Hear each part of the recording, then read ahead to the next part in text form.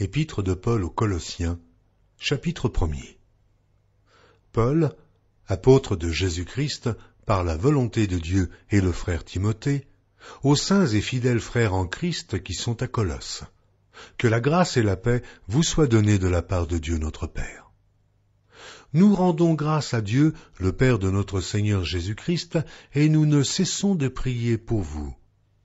Ayant été informés de votre foi en Jésus-Christ et de votre charité pour tous les saints, à cause de l'espérance qui vous est réservée dans les cieux, et que la parole de la vérité, la parole de l'Évangile, vous a précédemment fait connaître. Il est au milieu de vous et dans le monde entier. Il porte des fruits et il va grandissant, comme c'est aussi le cas parmi vous, depuis le jour où vous avez entendu et connu la grâce de Dieu, conformément à la vérité, d'après les instructions que vous avez reçues d'Épaphras, notre bien-aimé compagnon de service, qui est pour vous un fidèle ministre de Christ, et qui nous a appris de quelle charité l'Esprit vous anime. C'est pour cela que nous aussi, depuis le jour où nous en avons été informés, nous ne cessons de prier Dieu pour vous, et de demander que vous soyez remplis de la connaissance de sa volonté, en toute sagesse et intelligence spirituelle, pour marcher d'une manière digne du Seigneur et lui être entièrement agréable, portant des fruits de toutes sortes de bonnes œuvres et croissant par la connaissance de Dieu, fortifié à tous égards par sa puissance glorieuse, en sorte que vous soyez toujours et avec joie, persévérants et patients. Rendez grâce au Père, qui vous a rendu capable d'avoir part à l'héritage des saints dans la lumière, qui nous a délivrés de la puissance des ténèbres et nous a transportés dans le royaume du Fils de son amour, en qui nous avons la rédemption et la rémission des péchés. Il est l'image du Dieu invisible, le premier-né de toute la création. Car en lui ont été créées toutes les choses qui sont dans les cieux et sur la terre, les visibles et les invisibles, trône, dignité, domination, autorité. Tout a été créé par lui et pour lui. Il est avant toute chose, et toute chose subsiste en lui. Il est la tête du corps de l'Église. Il est le commencement, le premier-né d'entre les morts, afin d'être en tout le premier. Car Dieu a voulu que toute plénitude habitât en lui. Il a voulu par lui réconcilier tout avec lui-même, tant ce qui est sur la terre que ce qui est dans les cieux, en faisant la paix par lui, par le sang de sa croix.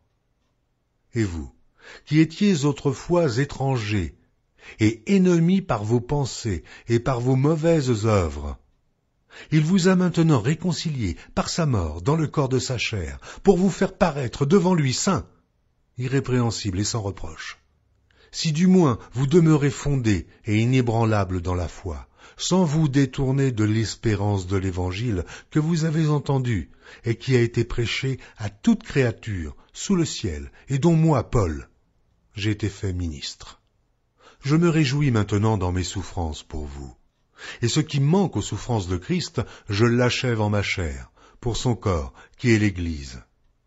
C'est d'elle que j'ai été fait ministre, selon la charge que Dieu m'a donnée auprès de vous, afin que j'annonçasse pleinement la parole de Dieu, le mystère caché de tout temps et dans tous les âges, mais révélé maintenant à ses saints, à qui Dieu a voulu faire connaître quelle est la glorieuse richesse de ce mystère parmi les païens, savoir Christ en vous, l'espérance de la gloire. C'est lui que nous annonçons, exhortant tout homme et instruisant tout homme en toute sagesse, afin de présenter à Dieu tout homme devenu parfait en Christ. C'est à quoi je travaille, en combattant avec sa force qui agit puissamment en moi. Épître de Paul aux Colossiens, chapitre 2.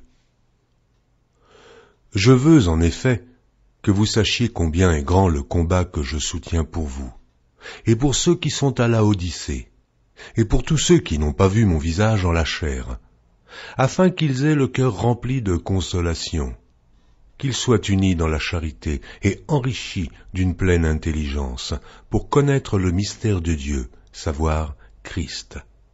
Mystère dans lequel sont cachés tous les trésors de la sagesse et de la science. Je dis cela afin que personne ne vous trompe par des discours séduisants. Car si je suis absent de corps, je suis avec vous en esprit, voyant avec joie le bon ordre qui règne parmi vous, et la fermeté de votre foi en Christ. Ainsi donc, comme vous avez reçu le Seigneur Jésus-Christ, marchez en lui, étant enracinés et fondés en lui et affermis par la foi, d'après les instructions qui vous ont été données, et abondez en actions de grâce. Prenez garde que personne ne fasse de vous sa proie par la philosophie et par une vaine tromperie, s'appuyant sur la tradition des hommes, sur les rudiments du monde, et non sur Christ. Car en lui habite corporellement toute la plénitude de la divinité. Vous avez tout pleinement en lui, qui est le chef de toute domination et de toute autorité. C'est en lui que vous avez été circoncis, d'une circoncision que la main n'a pas faite, mais de la circoncision de Christ, qui consiste dans le dépouillement du corps de la chair, ayant été ensevelis avec lui par le baptême. Vous êtes aussi ressuscités en lui et avec lui, par la foi en la puissance de Dieu qui l'a ressuscité des morts. Vous qui étiez morts par vos offenses et par l'incirconcision de votre chair, il vous a rendus à la vie avec lui, en nous faisant grâce pour toutes nos offenses. Il a effacé l'acte dont les ordonnances nous condamnaient et qui subsistait contre nous, et il l'a détruit en le clouant à la croix. Il a dépouillé les dominations et les autorités, et les a livrées publiquement en spectacle, en triomphant d'elles par la croix. Que personne donc ne vous juge au sujet du manger ou du boire, ou au sujet d'une fête, d'une nouvelle lune ou des shabbats. C'était l'ombre des choses à venir, mais le corps est en Christ. Qu'aucun homme sous une apparence d'humilité et par un culte des anges ne vous ravisse à son gré le prix de la course, tandis qu'il s'abandonne à ses visions et qu'il est enflé d'un vain orgueil par ses pensées charnelles, sans s'attacher au chef, dont tout le corps, assisté et solidement assemblé par des jointures et des liens, tire l'accroissement que Dieu donne. Si vous êtes morts avec Christ au rudiment du monde, pourquoi, comme si vous viviez dans le monde, vous impose-t-on ces préceptes? Ne prends pas, ne goûte pas, ne touche pas, préceptes qui tous deviennent pernicieux par l'abus, et qui ne sont fondés que sur les ordonnances et les doctrines des hommes. Ils ont, à la vérité, une apparence de sagesse, en ce qu'ils indiquent un culte volontaire, de l'humilité et le mépris du corps. Mais ils sont sans aucun mérite et contribuent à la satisfaction de la chair. Épître de Paul aux Colossiens, chapitre 3. Si donc vous êtes ressuscités avec Christ, cherchez les choses d'en haut, où Christ est assis à la droite de Dieu. Affectionnez-vous aux choses d'en haut, et non à celles qui sont sur la terre, car vous êtes morts, et votre vie est cachée avec Christ en Dieu. Quand Christ, votre vie, paraîtra, alors vous paraîtrez aussi avec lui dans la gloire. Faites donc mourir les membres qui sont sur la terre, l'impudicité, l'impureté, les passions, les mauvais désirs et la cupidité qui est une idolâtrie. C'est à cause de ces choses que la colère de Dieu vient sur les fils de la rébellion, parmi lesquels vous marchiez autrefois, lorsque vous viviez dans ces péchés. Mais maintenant, renoncez à toutes ces choses, à la colère, à l'animosité, à la méchanceté, à la calomnie, aux paroles déshonnêtes qui pourraient sortir de votre bouche. Ne mentez pas les uns aux autres, vous étant dépouillés du vieil homme et de ses œuvres, et ayant revêtu l'homme nouveau, qui se renouvelle dans la connaissance, selon l'image de celui qui l'a créé.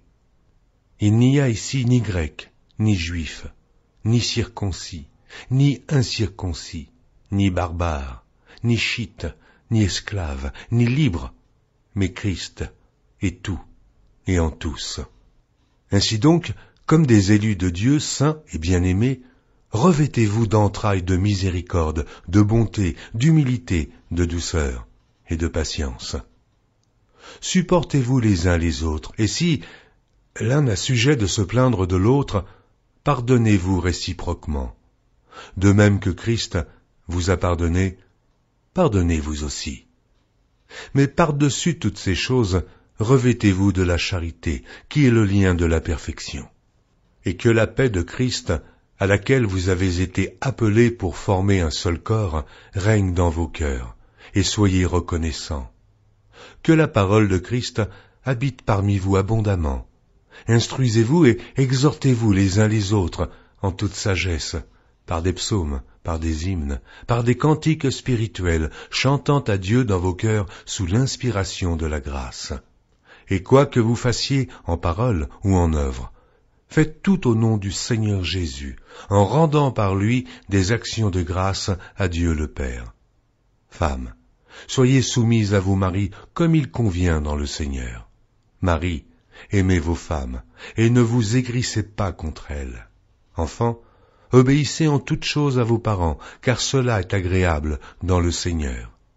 Pères, n'irritez pas vos enfants, de peur qu'ils ne se découragent. Serviteurs, obéissez en toutes choses à vos maîtres, selon la chair, non pas seulement sous leurs yeux, comme pour plaire aux hommes, mais avec simplicité de cœur, dans la crainte du Seigneur. Tout ce que vous faites, faites-le de bon cœur, comme pour le Seigneur et non pour des hommes, sachant que vous recevrez du Seigneur l'héritage pour récompense. Servez Christ le Seigneur. Car celui qui agit injustement recevra selon son injustice. Il n'y a point d'acception de personne.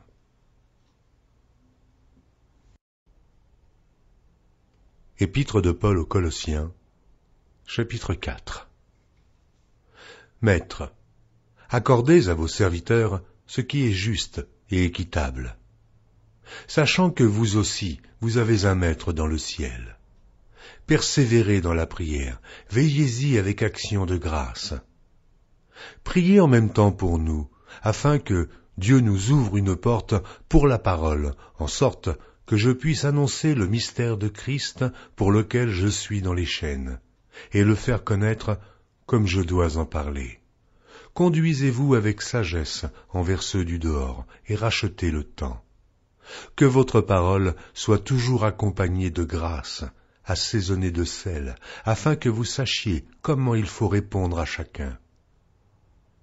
Tychique, le bien-aimé frère et le fidèle ministre, mon compagnon de service dans le Seigneur, vous communiquera tout ce qui me concerne. Je l'envoie exprès vers vous, pour que vous connaissiez notre situation, et pour qu'il console vos cœurs. Je l'envoie avec Onésime, le fidèle et bien-aimé frère, qui est des vôtres. Ils vous informeront de tout ce qui se passe ici. Aristarque, mon compagnon de captivité, vous salue, ainsi que Marc, le cousin de Barnabas, au sujet duquel vous avez reçu des ordres. S'il va chez vous, accueillez-le. Jésus, appelé Justus, vous salue aussi. Ils sont du nombre des circoncis, et les seuls qui aient travaillé avec moi pour le royaume de Dieu, et qui aient été pour moi une consolation. Épaphras, qui est des vôtres, vous salue. Serviteur de Jésus-Christ, il ne cesse de combattre pour vous dans ses prières, afin que, parfait et pleinement persuadé, vous persistiez dans une entière soumission à la volonté de Dieu. Car je lui rends le témoignage qu'il a une grande sollicitude pour vous, pour ceux de Laodicée et pour ceux d'Hiérapolis. Luc, le médecin bien-aimé, vous salue, ainsi que Démas. Saluez les frères qui sont à Laodicée, et Nymphas, et l'Église qui est dans sa maison. Lorsque cette lettre aura été lue chez vous, faites en sorte qu'elle soit aussi lue dans l'Église des Laodiciens, et que vous lisiez à votre tour celle qui vous arrivera de Laodicée. Et dites à Archippe, prends garde au ministère que tu as reçu dans le Seigneur, afin de le bien remplir. Je vous salue, moi, Paul, de ma propre main. Souvenez-vous de mes liens, et que la grâce soit avec vous.